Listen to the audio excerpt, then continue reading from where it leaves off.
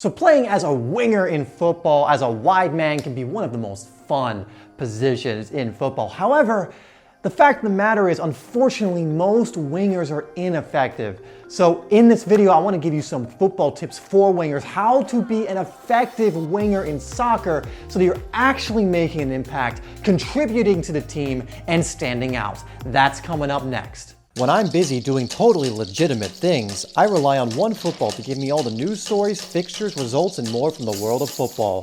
Download it for free today.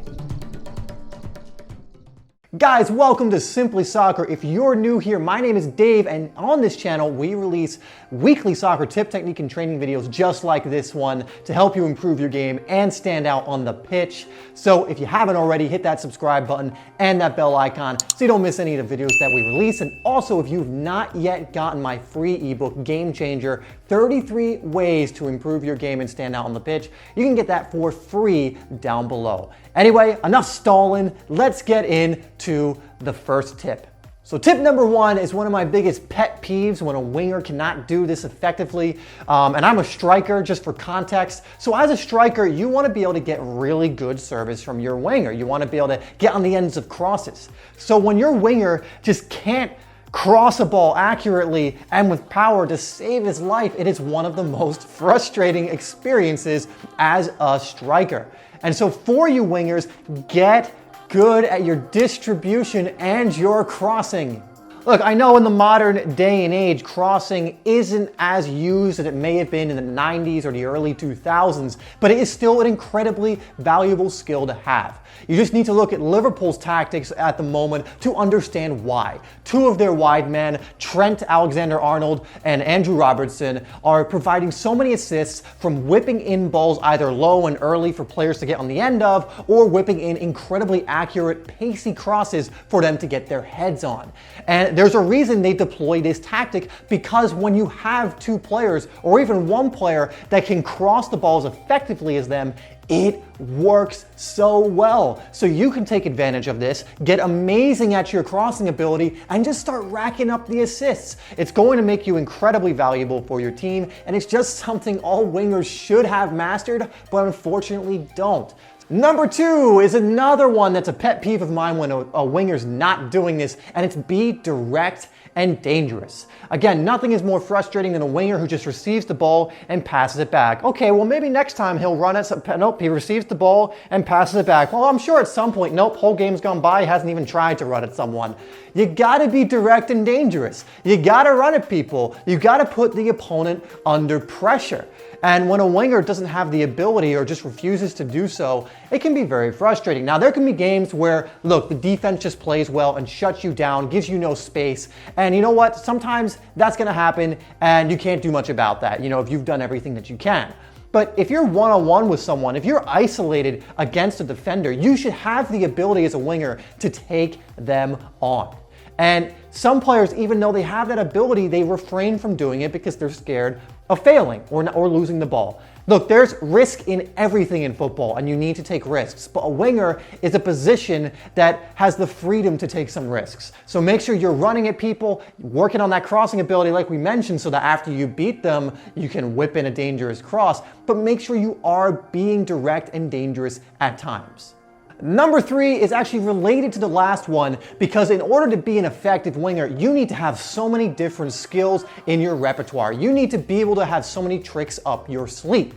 So if you don't have any skill moves, you can't dribble effectively, that might be one of the reasons you're not being direct and dangerous. So make sure you are mastering moves that are not only going to help you go to the byline and whip that ball in, but are going to help you go inside, cut inside, and also cut back, fake shots, do Cruyffs, things of that nature.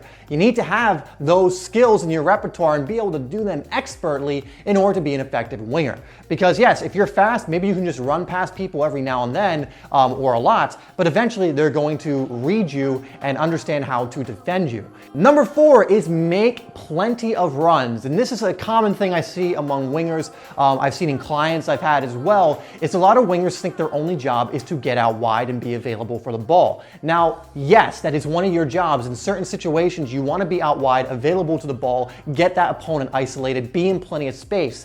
But there are other times when you want to make penetrating runs. And I would love to see this a lot more from certain wingers. When the ball's on the opposite side, making that diagonal run across the back line, getting that momentum, that early step forward, and that will put you in behind the defense, making that weak side run. Not always looking to make that wide run, which you should also be making, by the way, but that's the common one, so we're not going to cover that too much. But to be able to fake that and go a little more inside, or do a looping run from out wide into the middle, or use that back post run from out wide towards the near post or center of goal. And I'll tell you, you will score so many more goals, be so much more dangerous if you add these runs into your game. Number 5 is a staple of all wingers and something you want to master. And we kind of covered it slightly earlier in this video because it kind of fits into one of the other categories, but I want to highlight it because it's so important. It's cut inside.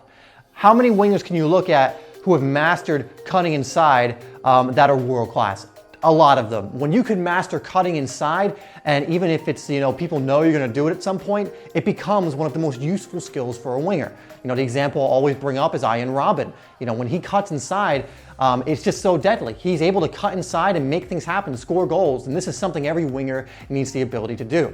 Get so good at that drop of the shoulder, body feint, change in speed and direction that you can beat people more times than not cutting inside. Now you want to mix it up, and we'll go over that in a minute, and be able to do more than just that, but work on this skill in particular, cutting inside and then whipping that to the far or near post. Getting really good at this skill is just going to increase your output. It's just going to increase how many goals, assists, just your overall contribution as an attacker. So you want to be practicing this skill very often.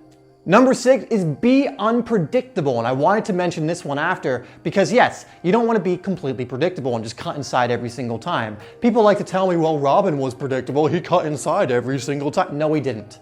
Okay, yes, he cut inside a lot because he was really good at it.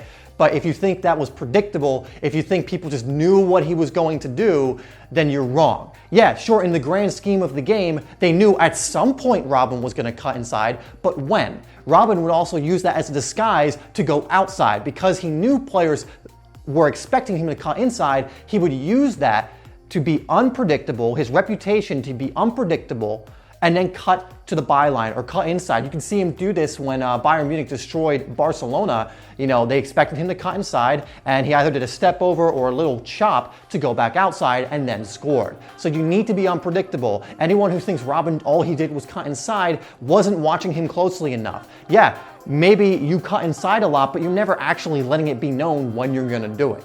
So you want to be unpredictable. Have moves that allow you to cut inside, have moves that allow you to go to the byline. Sometimes you'll pass it off, sometimes you'll play simple, sometimes you'll do something a little more skillful that the defense isn't expecting. The point is you want to be unpredictable. If they can always predict what you're going to do, it's going to be a lot easier for them to defend you.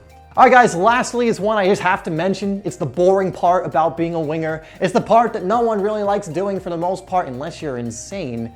I'm just kidding, of course, and that's the defensive side of the role of being a winger. Remember, yes, you're mainly an attacker, but do not leave your teammates out to dry, specifically your left or your right back. You need to track back. You need to make sure you're plugging up holes on defense. A winger always has not only attacking responsibilities, but also defensive responsibilities. Make sure you're clear on those defensive responsibilities. You're working hard on defense. And yeah, winger can, when you're doing it right, can be one of the most demanding positions because you have to run up and down the wing, not only on attack, but also tracking back. All right, guys, question of the day is, first, are you a winger? And if so, on a scale of 1 to 10, how good do you believe you are as a winger right now? And other thing I want you to tell me is which one of these skills do you believe you need to work on the most? Let me know all that in the comments below. All right, guys, thank you so much for tuning into the video. I really do appreciate it. I'm gonna put 2 other videos up on screen now so that you can continue watching, continue learning, continue improving your game. That's the whole goal here. Thanks again for watching this video. I really do appreciate every one of you, every last one of you. I couldn't say that properly for some reason. I do appreciate every last one of you for coming here, watching, liking, subscribing. I do appreciate it, and I'll see you in the next video.